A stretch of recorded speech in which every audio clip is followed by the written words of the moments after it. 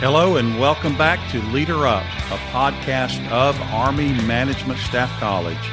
Leader Up is a professional conversation where we discuss a broad range of leadership and leader development topics with an emphasis on the Army civilian professional. I'm your host, David Howey. On today's episode, we're going to talk about the CES Advanced course. And our guest is an advanced course instructor and an old friend of mine. This is Mr. Lyle Adams, and it is a real pleasure to welcome Lyle into the Leader Up world. And we've worked together for years, both in the basic course and the intermediate course. And so, Lyle, welcome to Leader Up, and thank you for being here today. Well, thank you very much, David. It's an honor to be able to represent Mr. Hawkins and all the advanced course faculty in this interview, and I value this opportunity. Thank you very much. And so I'm looking forward to hearing more about the CES Advanced course. Just for the Leader Up audience out there, I've taught many years in the basic course and the intermediate course, and I've taught just pieces in the advanced course, but not the whole thing. So I'm learning as much about this topic as the folks in the Leader Up audience will today after this podcast. And so, Lyle, let's just start big picture about the advanced course, what it is, who the students are, and kind of what good comes out of the advanced course. Sure. Well, first off, the target audience for the CES Advanced course is Army civilians in the grades of 13s, 14, and 15s. Some of them are supervisors. It's not a requirement to be a supervisor, but supervisors get priorities of the seats. It's a 4-week course. It's currently running right now, both in resident and mobile team out in Picatinny, New Jersey, and some virtual classrooms also, which I'm participating in. Generally, we think of the advanced course as an experience inside an experience, where not only are they getting the benefit of 24 some lessons academically, but they also work individually in small groups and in seminar groups for experiences associated with those lessons, along with a couple bigger projects to kind of test the mettle of the group dynamics, and also to make sure the 16 or 18 students in the seminar are learning from each other in an adult learning environment. And so let's start with the individual assignments that are in the advanced course. And I want to start with, on the individual assignments, the first thing I'd like to talk about are what I refer to as personality instruments. And so what are they? And the ones that are in the advanced course, what are they? What benefits are they? And how are they different? Because the advanced course uses a number of instruments. Absolutely. The first part of the course, we focus on personal awareness. In fact, that is the theme of the first week. And basically, we're trying to provide the students a lot of opportunities to see themselves. So we provide a lot of experiences and a lot of tools to put them in a position where they're kind of holding a mirror up to see who they are. And then we're also establishing some feedback opportunities, so they're getting perspectives on themselves from other people, to include the faculty. We offer 8 personnel instruments in the advanced course. A couple of those are embedded in the core curriculum. One is called the Strength Deployment Inventory, or SDI, which is an online instrument that involves helping people understand the motivations they have if they go into conflict. Also part of the core curriculum is one called the Code Learning Style Inventory, KLSI. It has to do with helping people understand how they discover or learn the world and their preferences. And then there's a package of 4 that we've recently included in the core curriculum under the Army's Athena project, which maybe you've heard about. But basically, the Athena project is kind of a wholesale operation where the Army invested in several instruments, and they're asking both professional military education and civilian military education to incorporate them in the experience. And those, the ones we're doing in the advanced course, are called the Individual Adaptability Measure, the Self-Awareness and Individual Difference Inventory, the Systems Thinking Scale, and then Leader 360. So the first three of those generates a report for the students to gain some understanding about themselves. And then the fourth one, Leader 360, we're actually helping the students establish their 360 account and having them load in some folks that can provide perspectives on them by email invitation. And then they will have this account for them the rest of their career. And then there's two other electives that are been long-term in the CES courses that we have incorporated into some electives that the students can pick from. And one is the Myers-Briggs Type Indicator, MBTI, and the Thomas-Kilmann Conflict Mode Instrument, which is another instrument that helps folks understand how they react when they go into conflict. So that pretty much covers the gambit of instruments that we offer in the advanced course, Dave. And what do you see as an advanced course instructor? What do you see come out of that for the students that's useful or helpful to them?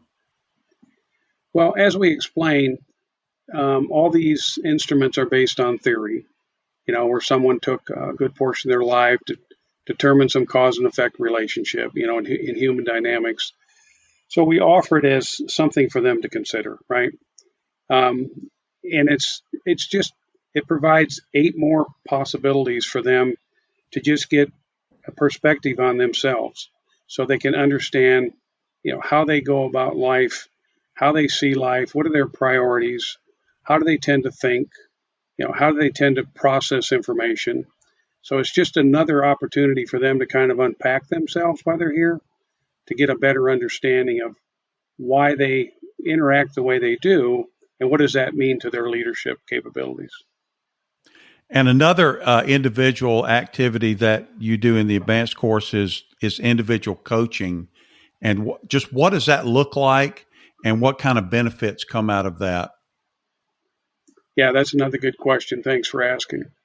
So generally we have 16 students in a seminar. Sometimes there's 17, sometimes there's 18, but generally the course is designed for 16.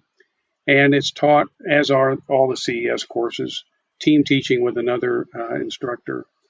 So we divide up the students, half in charge of one instructor and half under the other.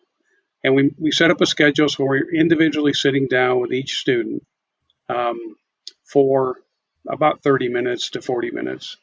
And faculty have quite a bit of liberty on the style of how they want to approach this session. But generally, many of them do this way.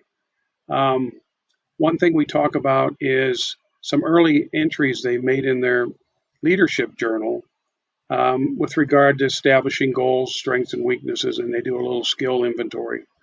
So we take those initial thoughts they have from week 1, and we're doing these in week 3. We do individual coaching in week 3, and we kind of chat with them about, how is your goals going, considering you've been here now and you're halfway through the course. We also look at their instruments. Specifically, we look at the SDI, the KLSI instruments to have a deeper discussion to make sure that they understand what the reports say, even though they've also been exposed to the reports in a lesson. The Athena reports are confidential. We don't get, the way the Army designed it is we don't get input. They can share with us, but we don't get their reports. By then, we would have graded their essays. They do a leadership philosophy essay, which I think we're going to talk about more in a little bit. So we can talk to them about the content and what we learned as far as their ability to write. Also, during the course, they do a progressive plan called an individual development plan that talks to their professional future and personal future, actually. So this runs the entire course. So they're about 3 weeks into that plan. So we'll share with them some thoughts with regard to their plan. We'll kind of look at their entire career. Where are they at in their career? What are their plans? And one key question is, what's their next professional development event after they finish the advanced course. Many students have that locked in, and they're excited to make that next move. Many students need some help in understanding what professional development opportunities are available. And yeah, I would like to talk about that leader philosophy paper, what that looks like and what the benefit is of that, and what kind of guidance the students receive to put that together. Yes, sure. Well, one thing we feel we have an obligation to measure with regard to senior Army leaders is their ability to communicate, through the written language. So one goal of assigning them to do this as a requirement is to measure their ability to write professionally. Some are comfortable with that, some are not. So sometimes we have to tailor and mentor to wherever the student's at. But the other reason is for them to codify and put in writing what we call their leadership philosophy. This is due week 2. So by then they've been exposed to leadership doctrine, a full wealth of instruments, and many experiences that help them come up with descriptors of both good and poor leadership. So the goal is that they look at themselves and they decide what's important to me from a leadership perspective, almost as if they were writing a paper to introduce themselves to maybe a new workforce, and they wanted to kind of jumpstart their ability to be influential. As far as the technical, it's a 500-word minimum. Most essays are probably 750 or so, a couple pages. We educate them on the 5-paragraph format. We encourage them to use active versus passive voice, and to use first person versus second or third person, where they're actually owning the language. And most people aren't used to writing in first person. So it's to get them to own their leadership philosophy from their perspective. And their papers are evaluated and scored out by a faculty member. They have to receive a certain minimum score of 80, which already puts it as a high standard. Thank you. And so when you say write in the first person versus second or third, I think what you're saying is instead of saying great leaders listen to their people or something like that, you would encourage them to say, it's my goal to listen to my people, something along those lines. Exactly. First person is I, me, my, mine. And third person is talking about a leader. In other words, some great leader across the room, as if you're writing a handbook for somebody else, but not actually sharing your own personal leadership beliefs. Right, because when if they eventually do share that with people that they work with, it's much more powerful when it's about them, not a objective treatise about leadership and not about them personally. I remember we encouraged that in the basic course when we had that activity there as well, when you and I were teaching together. And so that's all kind of the stuff about them, the self-awareness piece, but there's also an individual assignment about their organization. Mm-hmm. It's where they see a problem or a challenge in their organization, and they attempt to define it and come up with some way to deal with it. And just what is that activity and what is that all about? Yeah, we're really excited about this. We instituted this about a year ago, and it's part of a lesson referred to as AC 412. The title is Force Management. And students are required to do this as a pre-course event. And we want them to do it as a pre-course event because they're actually searching out and writing about an issue or challenge that they have in their organization. And we encourage them to talk to peers, talk to their boss, maybe talk to a couple people, couple levels up. Say I'm going to be going to the advanced course, and they want me to, find a specific, unique challenge we're having at our workplace and to write about it. And they write an information paper, and they lay out some specifics, facts, and assumptions, and things going on with regard to that problem. And they have to do that ahead of time. So that's all taken care of before the course starts. And then deeper in the course, actually during the second week, when we do that lesson 412, this is how it progresses. First, the students receive a lesson on Army Force Management, which is also oftentimes called How the Army Runs, or the acronym HTAR, which includes 4 main phases of how the Army changes itself at the highest levels. And those are the Joint Capabilities Integration and Development System, Force Development, Defense Acquisition System, and Planning, Programming, Budgeting, and Execution. So they get a whole afternoon of these lessons, and we provide them a lot of information about the Army Force Management process. And then what they do is we split the seminar in half. So there's about 8 or 9 students in each group, and they go in for a couple hours and they share their individual issue or challenge amongst those 8 or 9 students. And then after they've done that, and that's just basically to get some perspective and to start thinking about how the issues can be melted into what they've been exposed to. And then they go work into their 4 separate small groups. Now, we call the small groups virtual learning groups. They're called VLGs, and they're sometimes fondly referred to as villages. So each small village has 4 or 5 students. So they go back into their villages now that they've been exposed to a wider range of issues from other students, and they need to decide which of the organizational challenges of the students within their village do they want to make their village project. So they decide one of the 4 or 5 in their village. And this is happening in all 4 villages or all 4 small groups.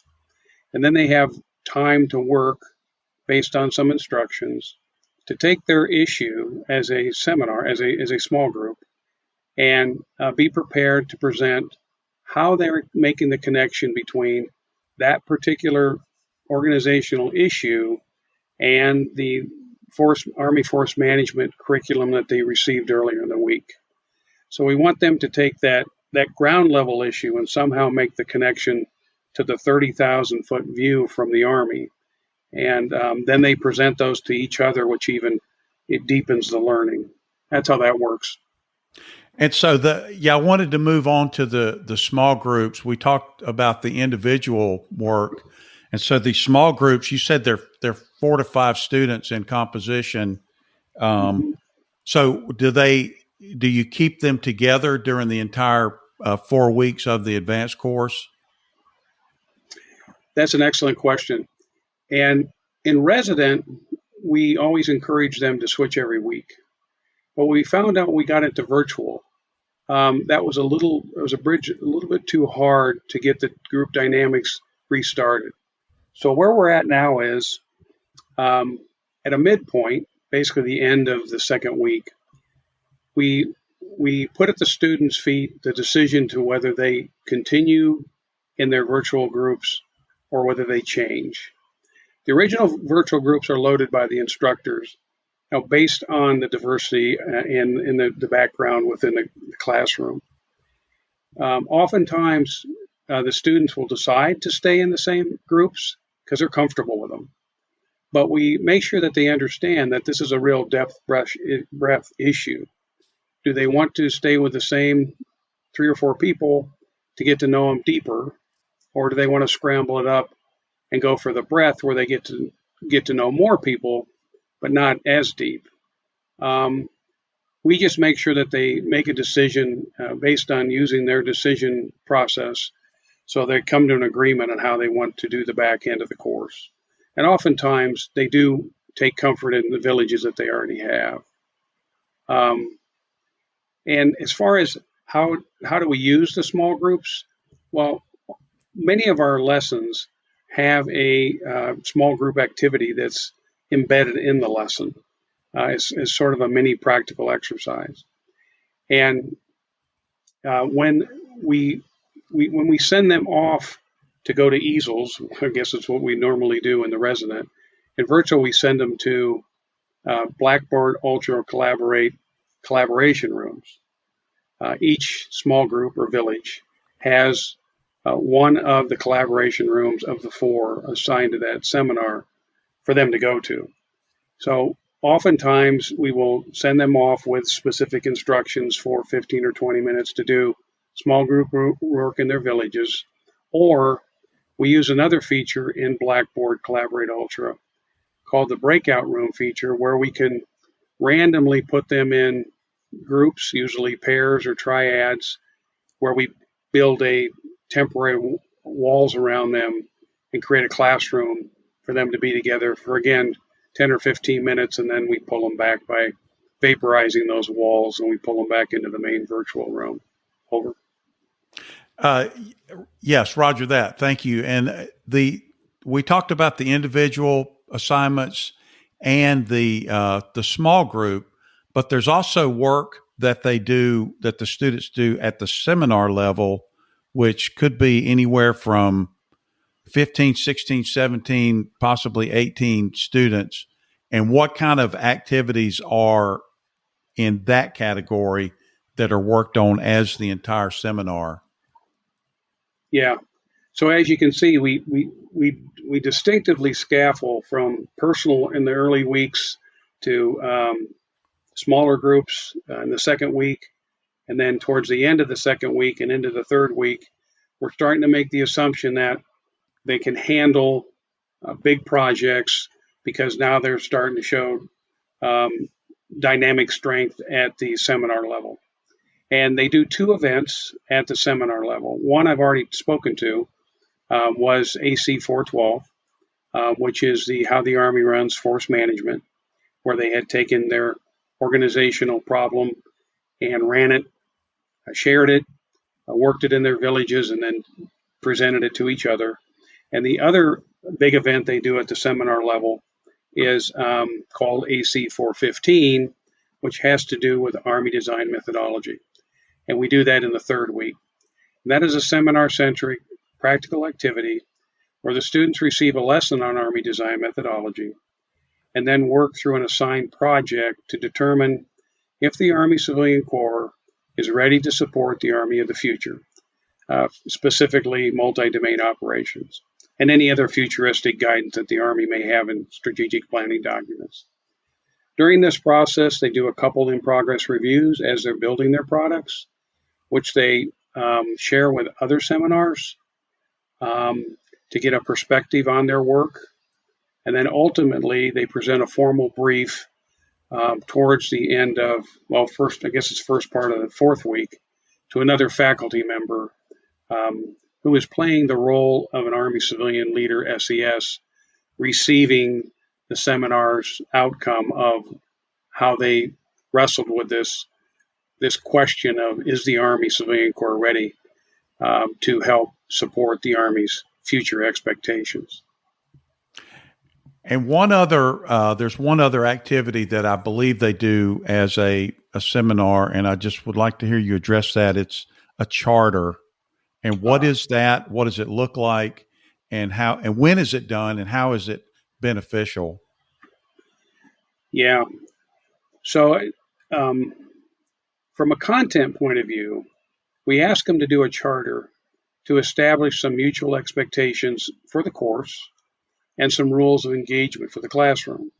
And as you can imagine, bringing together 18 senior Army civilians into any classroom, be it resident, be it a mobile classroom, be it virtual, it takes some special rigging to help them come together as a unified group heading in the same direction. So it builds upon some earlier events that we have them do before we ask them to do the charter. They individually lay out their achieves and avoids for the course. What do they want to get out of the course? What do they not want to see in the course? Okay. And they do that individually. And then they also do that at the village level. They do that at the small group level. They're synchronizing as a team of 4 or 5. what's the things they want to achieve and what's the things they'd rather not see happen, they'd rather avoid in a classroom. And then from the seminar's perspective, they go up one more notch, and that scaffolds up to them creating a charter, which is a written document that lays out what their mutual goals are, what their mutual expectations are, what roles or responsibilities might they need to establish in order to help manage the classroom, what's some ways they're going to participate in the classroom, whether it's virtual or whether it's brick and mortar. What's some things they're going to hold themselves to make sure that it's a healthy, safe adult learning environment. And there's one thing that is very unique about the advanced course that is not in any of the other courses, and that is the presence of the SESs, the members of the Senior Executive Service. And just talk about what that looks like, what the SESs do, and what the benefit is for the students. Yeah, thank you very much. Yeah, we're really proud of the SES mentor engagement program. It's probably been around about 6 years. The overall goal is having 13s, 14s, and 15s as students, their next bridge for those that want to continue to raise to higher levels of responsibility, particularly for 14s and 15s, would be to consider Senior Executive Service, SES, taking on that next step. So we believe it's important to expose them to some real SESs to help answer those questions or alleviate those fears that they might have, because many have never engaged with an SES, nor do they understand how do you get to be an SES. So in this second and fourth week, in all our modalities, whether it's resident, out at a MET, mobile team, or in virtual, we have an SES assigned for week 2 and week 4 to join us. They break away from their normal schedule, and they will either be TDY, staying in a hotel and actually physically be in the classrooms at Leavenworth, or they will be joining us as a virtual guest. But during week 2 and week 4, the SES visit the classrooms on a set schedule, so they join us in the academic endeavor, and they help us expand that conversation. And then also, part of their time, there's a schedule where there's 20-minute mentoring appointments where students can optionally, voluntarily, sign up for these times to have a one-on-one conversation with the SES. Now, unfortunately, there's not enough slots for every student, particularly if we have a high amount of seminars. So it's first come, first serve. But usually those that are eager seek it out and satisfy what they want to get from talking to the SES. And also in the second week, that SES hosts what's called an enterprise-wide perspective session, where we bring all the students together, whether it's in the auditorium at Eisenhower, whether it's in the virtual big room in virtual, or whether it's in a gathering room at the Met. We bring them all together, and the SES presents an enterprise-wide perspective, laying out his or her view of SES life. And they usually also have some leadership tenets that they usually share.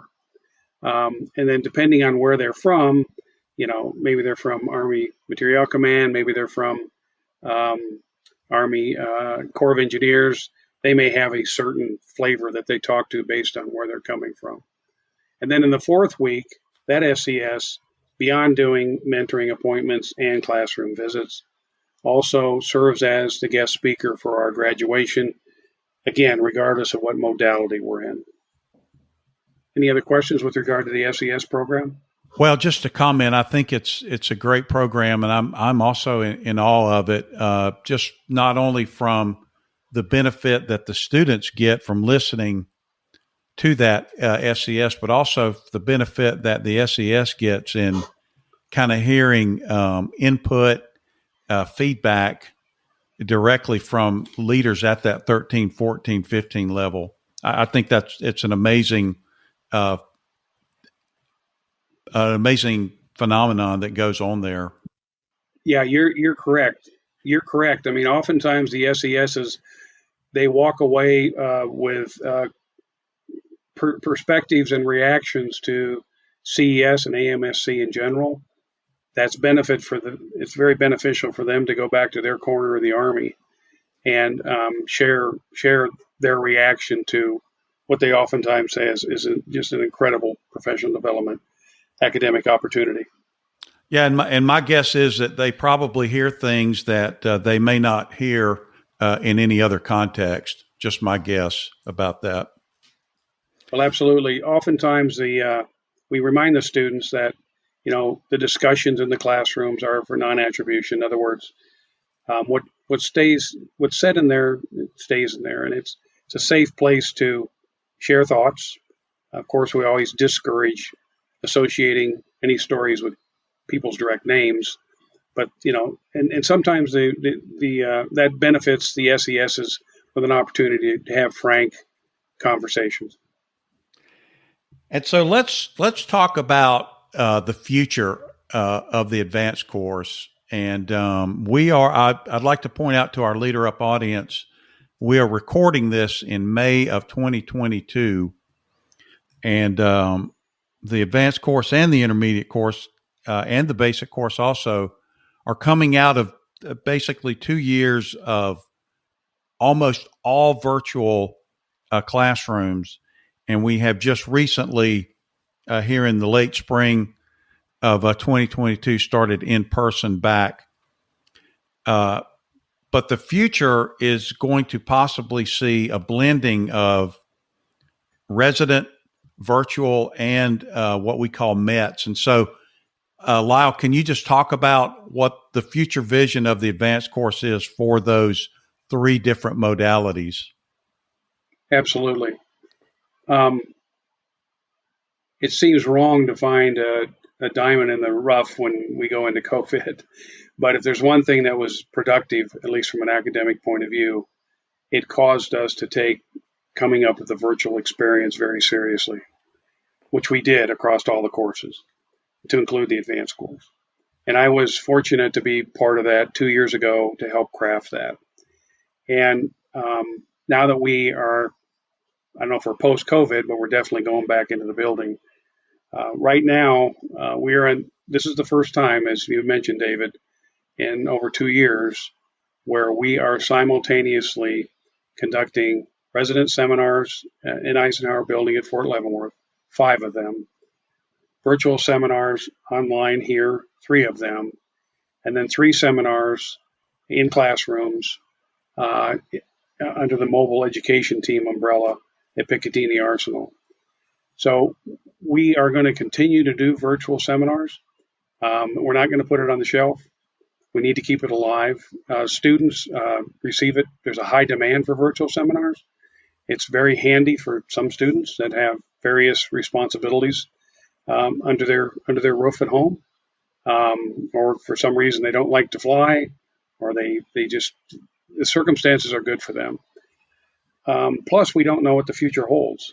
If for some reason we have to turn off resident, be it at Eisenhower or be it at a Met, then we can expand virtual to the size we've had it before, where we've almost had like 16 seminars virtually before. So it gives us a lot of flexibility. The other thing it helps us with is if a student falls prey to COVID or anything else, actually, that would pull them out of the resident classroom and they would have to go back in their hotel. We could actually tell that student to plug into the ongoing virtual seminars and join that classroom online, and they wouldn't miss too many beats to try to keep their curriculum rolling. So we're looking at that plug and play option too, not knowing what the future is going to hold. And so, Lyle Adams, I want to thank you for your time on Leader Up and talking to our audience. And I'm just going to ask you one final question. This is kind of our walk-away question about the benefit of the advanced course, resident, virtual, or MET. If I'm a GS 13 supervisory budget analyst out there at an Army Depot, and I'm being asked to give up 4 weeks of my time to attend the advanced course. What's my motivation? What am I going to get out of this experience that's going to help my organization and make me a better member of the Army Civilian Corps? Yeah, that's a great question. I mean, first off, the fact that the Army believes in professional development so deeply that they will take 13s, 14s, 15s out of pocket for a month to give them a supercharged opportunity to rethink their ability as a leader is phenomenal. I mean, you never see this outside the gate. So the value of that, regardless of the modality, is incredible. Now, inside the experience, the benefits are, first off, you're in an adult learning environment that's safe. You're going to be with strangers, but you're going to be with Army professionals from all walks of Army life, be it medical, be it logistics, be it IT, be it cyber, and on and on and on. You're going to be mixed up with all these different kinds of people with an incredible background. I mean, the math alone says there's probably 300 or 400 years of experience in any seminar. And that just enriches and opens up the opportunity to learn from each other. And also, you're in a place where you're going to, by virtue of the experience, you're going to walk away with 15 new friends. And you'll be able to network with those folks into the future, and celebrate good times, and reach out for strength during challenges, whether it's professional or whether it's personal. So it can't be traded for anything else. Are there some benefits to being virtual versus being resident versus being in a mobile? Absolutely. They each have their many values and their unique values, but all in all, it's about being in the classroom, and what you can walk away from is such a valuable experience. Okay, thank you, Lyle. I really do appreciate your time, my old friend. Thank you for coming to the Leader Up world and talking about the CES Advanced course. It's been my honor, and I'm glad I could represent a small corner of the AMSC professionals. Thank you very much. So there it is, Leader Up audience. That's our discussion today about the CES Advanced course. Have you done it? Is it your grade appropriate CES course? If you haven't done it, are you motivated to do it, to sign up? And if the advanced course isn't your course, what is yours? And are you taking steps to complete your grade appropriate CES course? Join us again next time for another edition of Leader Up. As always, if you have any questions or feedback or would like to learn more about our podcast, please check the description for our email and for our website. Thanks for listening.